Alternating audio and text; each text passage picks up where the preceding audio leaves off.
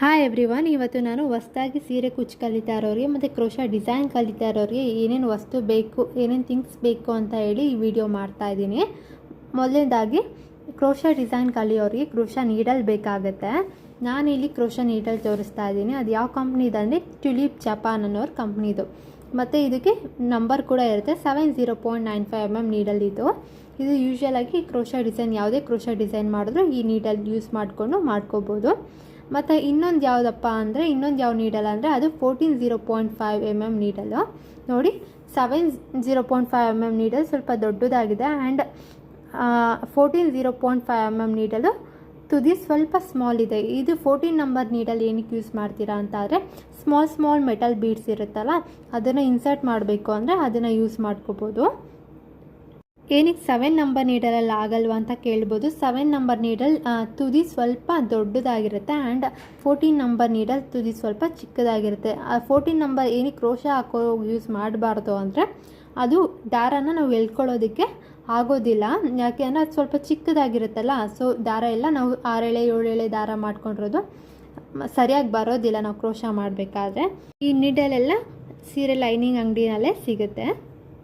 ಮತ್ತು ಇನ್ನೊಂದು ಏನು ಬೇಕು ಅಂದರೆ ಸಿಲ್ಕ್ ಥ್ರೆಡ್. ಇದು ಚಾನ್ ತಾರಾ ಕಂಪ್ನಿಯವ್ರದ್ದು ನಾನು ಯೂಸ್ ಮಾಡೋದು. ಚಾನ್ ತಾರಾ ಹಾರ್ಟ್ ಸಿಲ್ಕ್ ಯಾರ್ನ್ ಅಂತ ಸಿಗುತ್ತೆ.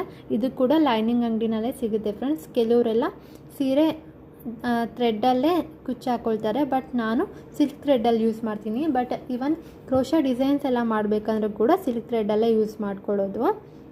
ನಿಮಗೆ ಯಾವ ಕಲರ್ ಬೇಕೋ ಕಾಂಬಿನೇಷನ್ ಸೀರೆ ತೊಗೊಂಡೋದ್ರೆ ಲೈನಿಂಗ್ ಅಂಗಡಿಯವರೇ ಕೊಡ್ತಾರೆ. ನಿಮ್ಗೆ ಸಿಲ್ಕ್ ಥ್ರೆಡ್ ಕೊಡಿ ಅಂದರೆ ಅದಕ್ಕೆ ಕಾಂಬಿನೇಷನ್ ಯಾವ್ದು ಬೇಕು ಅಂತ ಹೇಳಿ ನೋಡಿ, ನಾನು ಇಲ್ಲಿ 2 ಕಲರ್ ಇಟ್ಕೊಂಡಿದ್ದೀನಿ, 2 ಕಲರ್ ತೋರಿಸ್ತಾ ಇದ್ದೀನಿ. ಆ್ಯಂಡ್ ನೀವೇನಾದ್ರು ಇನ್ ಕೇಸ್ ಒಂದು ಕಲರ್ ದಾರ ಪೂರ್ತಿ ಕ್ರೋಶಾ ಡಿಸೈನಿಗೆ ಖಾಲಿ ಆಗೋಯ್ತು, ಕ್ರೋಶಾ ಡಿಸೈನ್ ಜಾಸ್ತಿ ಇತ್ತು, ಡಿಸೈನ್ ದಾರ ಖಾಲಿ ಆಗೋಯ್ತು, ಬತ್ತೆ ಬೇಕು ಅಂತಾದರೆ ಅಲ್ಲಿ ಶೇಡ್ ನಂಬರ್ ಇರುತ್ತೆ ಫ್ರೆಂಡ್ಸ್.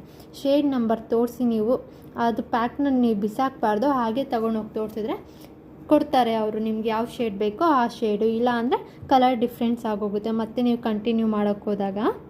ನೆಕ್ಸ್ಟ್ ಏನು ಬೇಕಾಗುತ್ತೆ ಅಂದರೆ ಟ್ರಿಮ್ಮರ್ ಬೇಕಾಗುತ್ತೆ. ನಾನು ಮುಂಚೆ ಎಲ್ಲ ಸಿಸರ್ಗಳನ್ನ ಯೂಸ್ ಮಾಡ್ತಾಯಿದ್ದೆ, ಬಟ್ ಈಗ ಟ್ರಿಮ್ಮರ್ ಯೂಸ್ ಮಾಡ್ತೀನಿ. ಇದು ಬೇಬಿ ಕುಚ್ಚಿಗೆ ಆಗಲಿ ಕ್ರೋಶಾ ಡಿಸೈನ್ಗೆ ಆಗಲಿ ಯಾವುದೇ ದಾರ ಕಟ್ ಮಾಡ್ಕೊಬೇಕಂದ್ರೆ ಇದು ತುಂಬ ಹೆಲ್ಪ್ಫುಲ್ ಆಗುತ್ತೆ. ಇದು ಟ್ರಿಮ್ಮರ್ ಅಂತಾರೆ. ಇದು ಕೂಡ ಲೈನಿಂಗ್ ಅಂಗಡಿನಲ್ಲೇ ಸಿಗುತ್ತೆ. ಟ್ರಿಮ್ಮರ್ ಕೊಡಿ ಅಂದರೆ ಕೊಡ್ತಾರೆ.